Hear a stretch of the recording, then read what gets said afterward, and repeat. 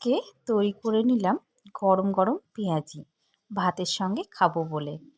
তো পেঁয়াজ কেটে নিয়েছি, বেসনের সাথে মেখে নিয়েছি। কড়াইয়ে তেল গরম করে আমি তেলের মধ্যে ওই বেসন আর পেঁয়াজ মাখাটা দিয়ে দিলাম। আস্তে আস্তে গোটা কড়াই দিয়ে দিয়েছি।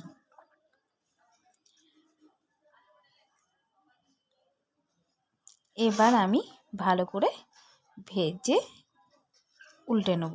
এক পাশটা ভাজা হয়ে গেছে, আর এক পাশে আমি উল্টে দিলাম। বেশ লাল লাল করে ভাজা হয়েছে। দেখো ভাজা কিন্তু আমার হয়ে গেল। এবার আমি প্লেটে তুলে নিচ্ছি। কেমন হয়েছে অবশ্যই কিন্তু তোমরা কমেন্টে জানাবে। ভালো লাগলে একটা লাইক করে দিও।